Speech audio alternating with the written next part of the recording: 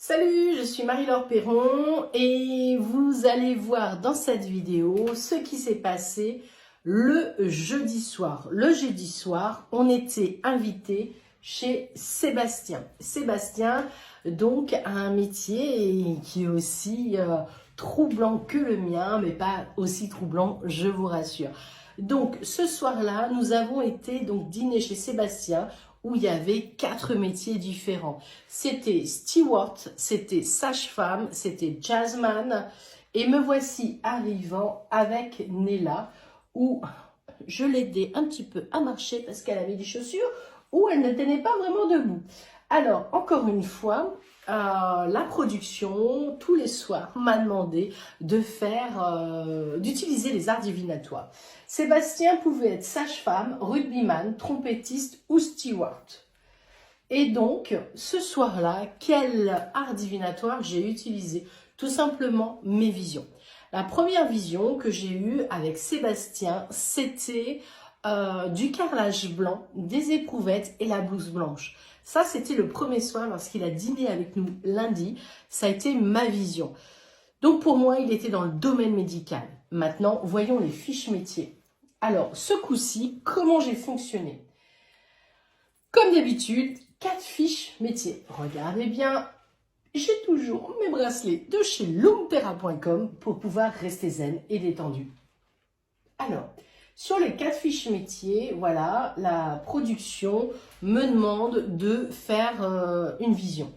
La production est tellement contente qu'elle a rappelé que lundi, lors de mon repas, j'ai dévoilé qui j'étais, mais que surtout mardi et mercredi, j'avais trouvé les fiches métiers des candidats grâce à mes pouvoirs de magicienne. Non, je plaisante, c'est juste des visions. Donc voilà. Là, ce que je vais faire, ce jeudi-là, j'ai pris une écharpe qui appartient à Sébastien, afin de m'imprégner de son énergie, mais pas que. Je demande aux filles si elles veulent participer à ce que l'on va faire. Eh bien, tout simplement, regardez bien, j'ai une vision, j'ai un ressenti. Dans ma vision, en touchant la main de tout le monde, je transmets une information, peut-être par télépathie, peut-être par magie. Je ne sais pas comment ça fonctionne, mais ça fonctionne. Et donc, là, même Nella, qui est terre à terre, voire plutôt, comment je vais dire, c'est pas le côté méchant quand je vais dire terre à terre, hein, on est bien d'accord, on est tous différents. Et là, la production a mis des petits éclairs pour montrer ce fameux magnétisme et courant énergétique pour qu'on puisse comprendre les uns et les autres comment ça va se passer.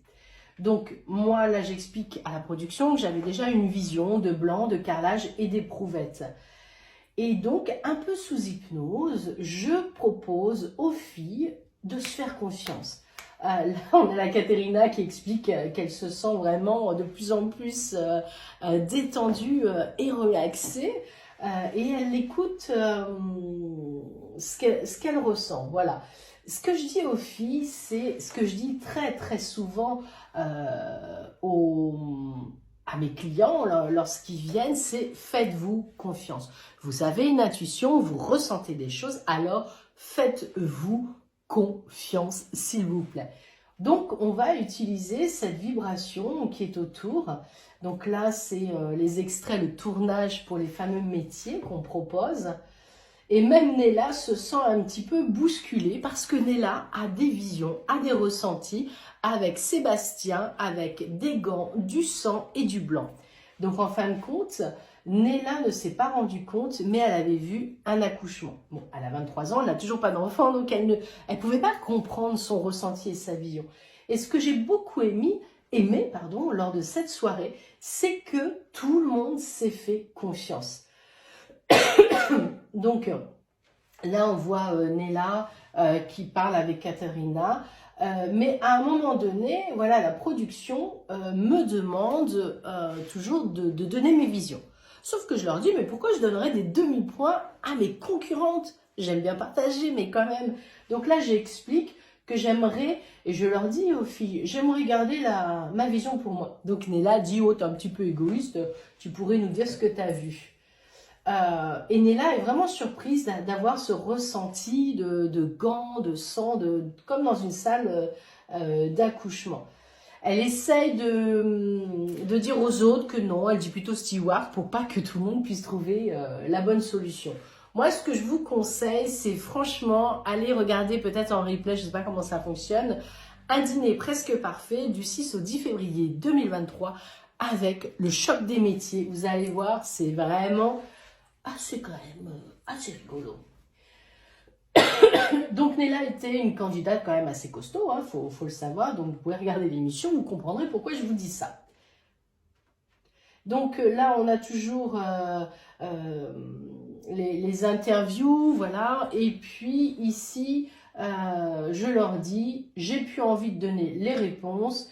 J'essaie de les induire en erreur pour moi, avoir tous les points pour moi. Là, il faut savoir que c'est la fin du repas, hein, puisque regardez, on a déjà tous bien mangé. Et quand j'ai dit bien manger, c'est pareil que chez Aurélie. On avait excessivement bien mangé. Donc, ici, ce soir-là, on a chez Sébastien, voilà, là, je leur dis, j'ai pas envie de donner la réponse, je la garde pour moi. 0,5 points à chaque fois, quand même, c'est pas anodin. Il faut savoir qu'à cette heure-là, on est tous très fatigués parce que le tournage dure très longtemps, puisque c'était un choc des métiers. On avait des animations sportives ou chant, et il n'y a pas de maquilleur ni de coiffeur, donc 100% naturel, hyper fatigué.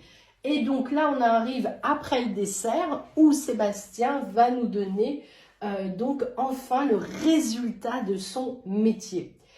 Donc chacun fait comme il ressent, comme il a envie, et met la fiche métier dans une enveloppe pour après que Sébastien puisse les ouvrir.